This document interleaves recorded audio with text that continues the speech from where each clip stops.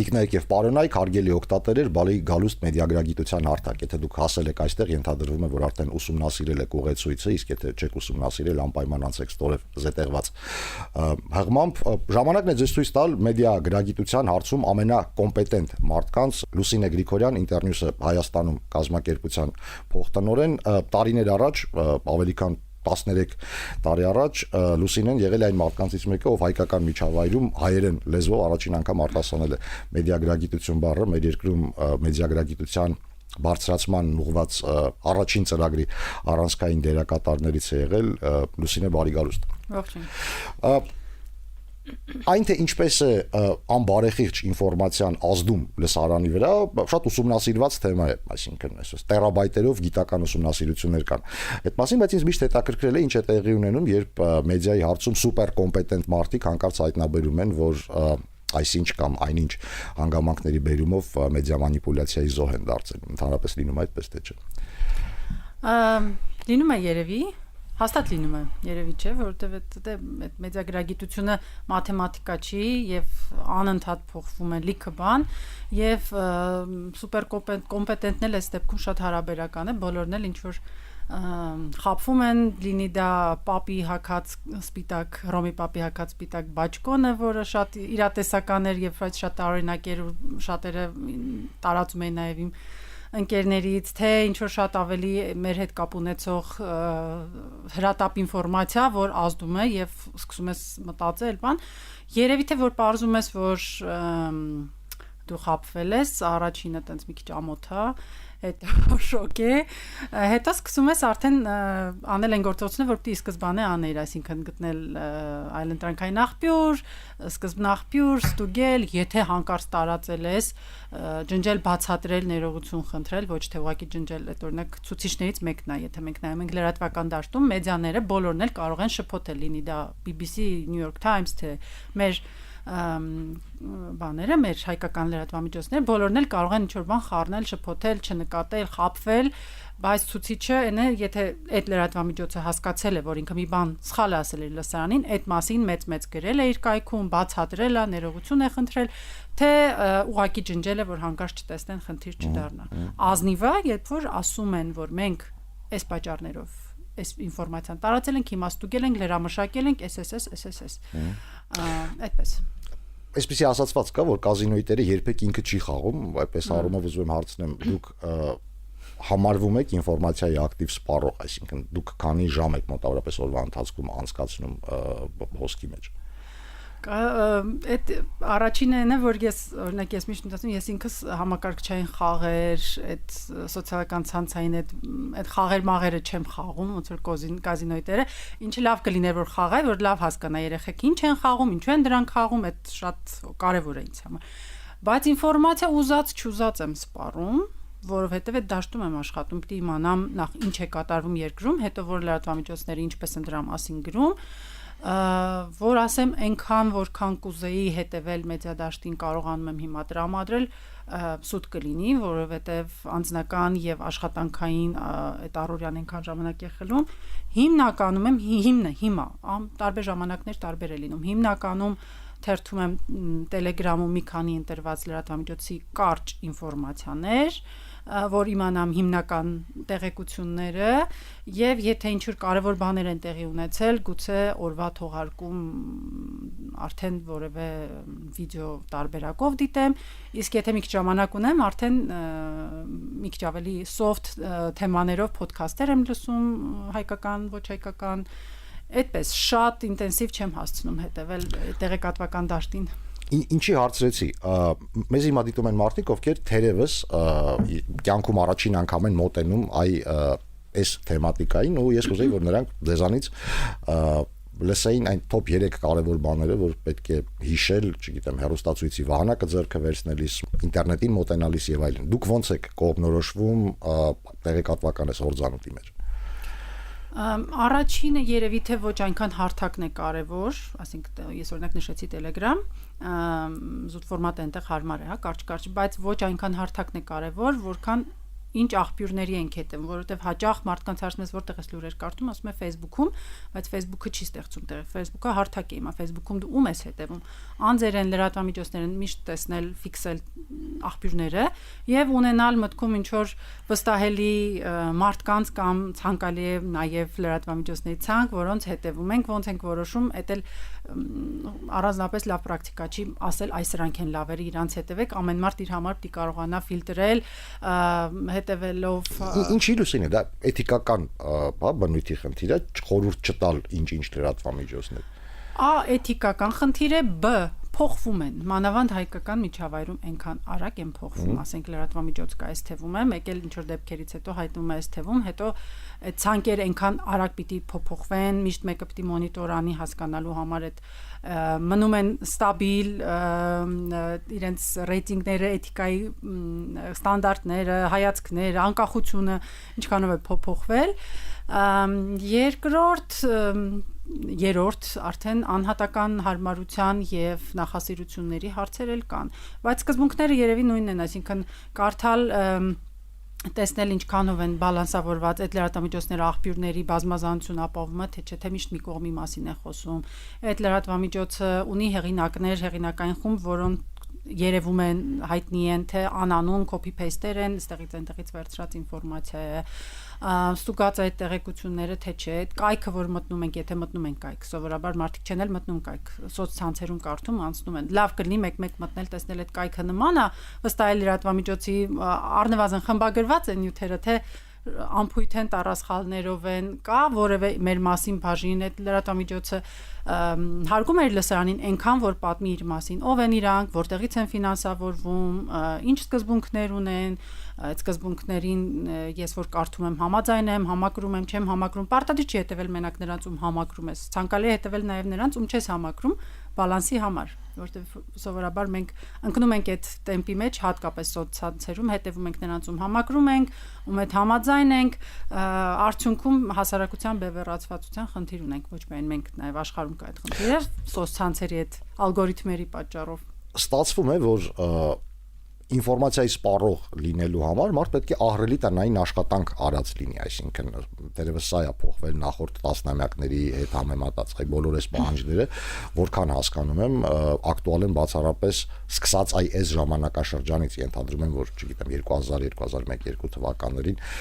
տեղեկատվական աղբյուրներն օգտագործելիս մարդ այդ աստիճանի խորանալու անհրաժեշտություն չուներ կարծում եմ, համաձայն եք այդ պնդման հետ ու ինչն է փոխվել, ինչ ենք մենք այստեղ ասել Հա, իհարկե, մեծագրագիտության մասին սկսել են խոսել Եվրոպայում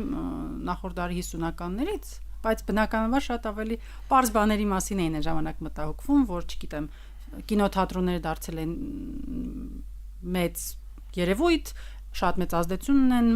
մարդկանց վրա, որ մարդիկ սկսեն հասկանալ այդ ազդեցությունը, որ ինչ որ մեկը կարող է իրենց գաղափարներ, արժեքներ եւ այլն թելադրել ֆիլմերի միջոցով։ Դա էլ է կարևոր, այն ժամանակվա համար եւ դա էլ հեշտ չէր բացատրել, հասցնել տեղ քննարկել, բայց այսօրվա բազմազանությունը ձեր ասած սուպեր կոմպետենտ մարդկանց համար էլ է շատ դժվար կողմնորոշվել եւ այդ տնային աշխատանքը ցավոք սրտի դարել է մեծ խնդրեմ։ Մենք օրինակ աշխատում ենք ուսուցիչների հետ, մեդիագրագիտություն բան, բայց դա նշանակում է ուսուցիչը ենթադրենք ուղեցույց են գրել տվել, բայց այդ ուղեցույցը քիչ ենք պիտի անընդհատ թարմացնի իր գիտելիքը, տեղյակ լինի ինչ է կատարվում, արհեստական բանականություն մտավ, դա ինչ է, դա ոնց ինտեգրել եւ այլ Այս տնային աշխատանքը տեխնոլոգիաների այս արագության հետ անverջ հետապնդում մարդուն ինֆորմացիա սպառողին հեշտացնելու համար կարող է գոնե այսպես մի քանի քիչ բան ուղեցույց հարթակներ կամ մարդկանց ունենալ մարդը որ դրանցով կողնորոշվի օրինակ փաստեր ստուգողներ կան Հայաստանում 2-3 խմբագրություն կա բավական հարգի գուցե կարելի է մի քիչ հեշտացնել կյանքը, հետևել իրենց, տեսնել իրենք ապա տեղեկատվության ինչեր են բռնում, ինչեր են գտնում, ոնց են բացատրում, կամ մի երկու լրատվամիջոց, որոնք փորձը ցույց է տվել, ասենք 3 չեն հայտնվել դաշտում, տարիներով գիտենք, որ նորմալ աշխատում են եւ այլն, իրանցով կողմնորոշվել ու կա, եթե էլի մեր դաշտում ենք նայում, կա էթիկայի դիտորդ մարմին ինքնակարգավորման այդ համակարգը, որը ունի ուղեցույցներ էթիկայի եւ այն լրատվամիջոցներ, որոնք ստորագրել են պիտի որ ավելի պատասխանատու լինեն, ավելի էթիկական կանոններին հետևեն։ Դուք մեդիա միջավայրի մասին սկսեցիք խոսել, եկեք շարունակենք թեման, որքան հասկանում եմ, վերջին 5-4 տարիների ընթացքում միջավայրը շեշտակիորեն փոխվել է։ Վստահորեն ինչ-որ բաներ վատ թարացել են, բայց ինչ-որ բաներ էլ բարելավել են։ Այ ինչը կառանձնացնեք, ինչն է փոխվել հայկական մեդիա միջավայրում դեպի վատը, 20 թվականի պատերազմից հետո, եւ ինչ ջանքեր են գործադրվել այդ վատը փոխելու ուղղությամբ եւ որոնք են այդ ջանքերից ամենաարդյունավետն ըստ ձեզ։ Ոյ մեծ վերլուծության թեմա է տալիս, դժվար է այսպես ոտքի վրա այդ բոլոր հարցերին պատասխանել, բայց այն ինչ որ այս պահին կարող եմ առանձնացնել, եթե 20 թվականի պատերազմն ենք վերցնում սկիզբը այսպես։ Եթե սխալվում եմ, չէ, դե իհարկե սրընթաց են փոփոխությունները, նախ բայց 18 թվականի հեղափոխություն դեպքեր, որը ունեցավ ազդեցություն, հետո COVID, պատերազմ եւ ոնց որ այդ ձնաշղթան շարունակվում է, անդադ ինչ որ բան կատարվում է, որը ազդում է ամեն ինչի վրա։ Փոփոխություններից մեկը շուկայի վրա ազդեցությունն է, գումարների տեղաբաշխումներ իշխանափոխությունից հետո, նաև ընդհանուր COVID-ը շատ մեծ ազդեցություն է ունեցել բիզնեսի վրա եւ այլն, այսինքն գումարները պակասել են մեծադաշտում, գովազդի օրենքի սահմանափակումներ մտցվեցին, մի խոսքով գումարի խնդիր ունի դաշտը, մեր հայկական դաշտը եւ դա ազդում է, ոմանք փակվելու եզրին են, ոմանք մի խոսքով այդ խնդիրը կա։ Վստահության ճգնաժամ ակնհայտ շատ մեծ 20 թվականի էլի COVID պատերազմի ֆոնին, ընդհանրապես ինֆորմացիայի նկատմամբ եւ օֆիցիալ աղբյուրներից եկող եւ դրա քանի որ բաներ Ես իմ շատ անգրագետ բան կանեմ, հետաքրքիր բան եք պատմում, իսկ ես դες ընդհատում եմ ուղղակի մի եզրույթ իրարեցիք, որ ես ինքը շատ հաճախ այսպես օգտագործում եմ եւ մտածում եմ այդ մասին, կա ճանապարհ վստահության ճգնաժամը հաղթարելու, ես նույնիսկ ասեի, ոչ միայն վստահության, այլ վստահության եւ հեղինակությունների ճգնաժամ։ Ոնց ենք հաղթարում։ Կա գործուն ալգորիթմ, որը կբերի մեզ ավելի բարելաված վիճակի։ Հեշտ ճանապարհ չկա, ինձ թվում է էլի կրկնում եմ, բայց դա ամբողջ աշխարհն է այդ ճգնաժամի առաջ։ Եվ բոլոր լուծումներ են փնտրում, եւ այդ լուծումները մեկի մոտ մի բան են ստացվում, մյուսի մոտ մի բան են ստացվում, բայց այսպես սկզբունքորեն այդ վստահության համար պետք է որ ազնիվ լինեն եւ այն աղբյուրները, որոնք ինֆորմացիա են տարածում, դա եւ պետական աղբյուրները, որոնցից հաճախ գալիս է այդ ինֆորմացիան, որոնք երբեմն թափանցիկ չեն, ազնիվ չեն մինչեւ վերջ եւ այլն եւ այլն։ Եվ լրատվամիջոցները լսարանի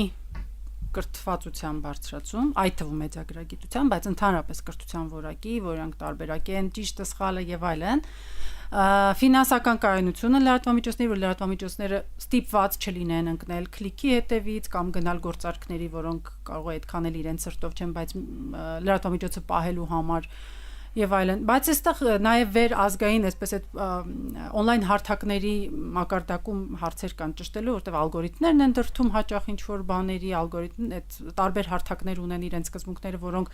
երբեմն մեծացնում են ապատեղեկատվության, այդ քլիքերի եւ այլնի ազդեցությունը, որը բերում է վստահության ճգնաժամի, այսինքն շատ մեծ կոմպլեքս է ընդհանուր առմամբ, երկար process է, բայց